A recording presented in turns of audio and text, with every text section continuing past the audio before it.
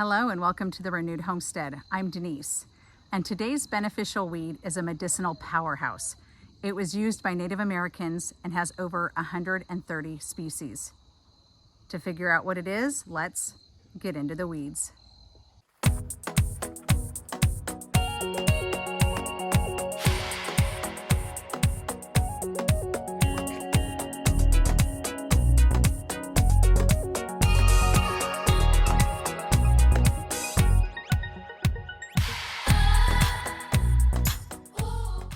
All right, so what is this medicinal powerhouse? Well, it's right behind me, and it's actually goldenrod. Now, goldenrod typically blooms in late summer. It is found throughout North America and Europe. And as I stated, it has over 130 different species. Now, each of the species has yellow flowers except for one, which is pretty amazing. Now, unfortunately, most people consider it a weed. It does grow wild. It does spread quickly. But hopefully by the end of the video, you will understand why we find it very fortunate that we have so much of it on our property, and you will not consider it a weed. Now, goldenrod has been blamed, and there's a lot of mistaken identity. We're going to go over some toxic plants that it looks like, so you'll have to be careful. But it also gets a bad rap during allergy season.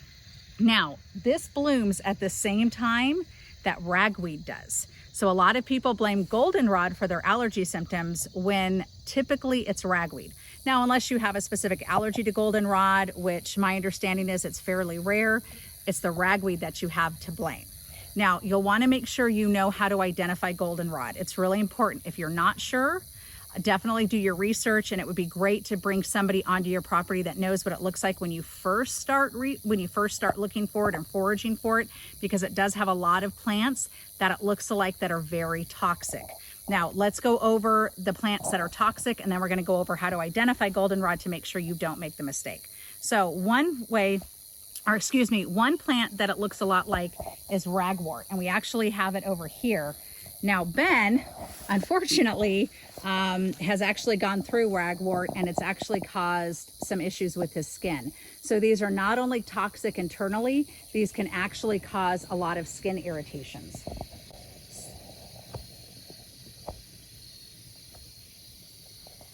So lookalikes, we have ragwort on our property. Now, we have not seen some of these others, but I want to make you aware of them because they are all toxic. So wild parsnips, groundsel, staggerweed, and the ragwort are all mistaken for goldenrod, and they are all toxic, so you want to be careful. So how do you identify goldenrod? So if you look right here, and I'm going to show you some other images, we're towards the end of the season, so the flowers are starting to die back. But as you see, very, very tight, bright yellow blossoms. They grow in clusters. They're only about 1/4 of an inch wide, and they grow in tight, lengthy clusters, as I stated. As I stated before, they typically appear in late summer, depending on the climate. It grows to about 3 to 7 feet tall. Now, the leaves have a slightly jagged edge, but they're smooth in texture, and they're generally no longer than the base of the plant. So that's a really easy way to identify goldenrod, especially from some of these other plants. Now, it oftentimes gets mistaken for ragweed. I'm not really sure why, because ragweed flowers are more green in appearance, and I'll put a picture of that in the video as well so you can see it. But you'll be able to see with some of these other plants why goldenrod can be mistaken for them. Now, medicinal powerhouse. Native Americans use goldenrod. They understood its benefits. They appreciated it. What was really cool is they also use goldenrod to flavor other medicines to try to give the medicines a better flavor. So that tells you that goldenrod isn't bitter. It's not as bad as some of these other medicinal plants that you might take. So not only does it taste pretty good, not great, but pretty good, you can also use it to flavor other medicines. Now, goldenrod makes a great salve. It actually helps with inflammation, both internally and externally. And it also can help with minor skin irritations and burns. And if you combine goldenrod with common plantain, yarrow, and St. John's wort, you can make an amazing healing salve. Now, it has a lot of medicinal benefits. Some of these I was familiar with, some I'm not. So I'm actually going to read over some notes to make sure I don't miss any. And keep in mind, this is just a short list of some of the benefits of goldenrod. So just to make sure that I do not miss any. So it's been used as a detoxifier and to help the liver. It contains fiber, quercetin, saponin, flavonoids, mucilage, and more. They use it for allergies. So this gets blamed a lot for allergies, but people actually use it for allergies. It does sore throats. It can prevent UTIs. It improves oral health and treats mouth sores and infections, vaginal yeast infections, skin conditions such as eczema, respiratory infections, used as a diuretic. It helps with diabetes. It helps lessen the severity of colds and flus, sinus infections, gouts, kidney stones, hemorrhoids, tuberculosis, arthritis, asthma, a stuffed up nose. There are so many benefits to this plant. So if you see this plant on your property, don't get rid of it. Everything from above ground is edible and can be used medicinally.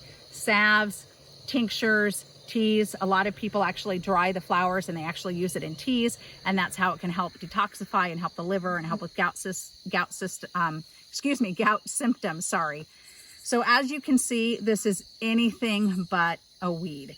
We are definitely grateful that we have it on our property. We are actually going to be utilizing tinctures and utilizing this plant in our healing garden, and we're going to be letting a lot of it grow wild because it's just a great plant to have around the homestead.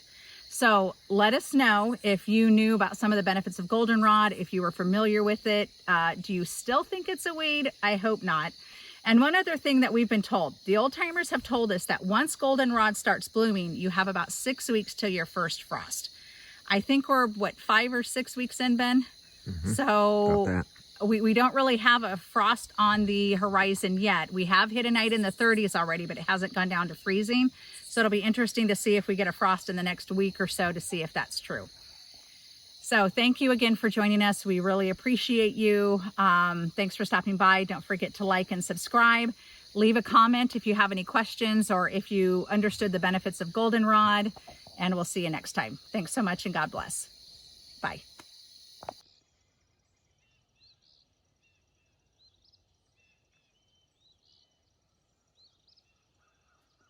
All right, one last thing. I did want to show you that we did put straw over the garlic. It was recommended that we add some straw. We'll probably add a little bit more as the season goes, but just a suggestion after you plant garlic to put some kind of mulch over it. We did have compost, but I wanted to add just a little bit more protection for the garlic. Thanks so much, y'all. Have a great day.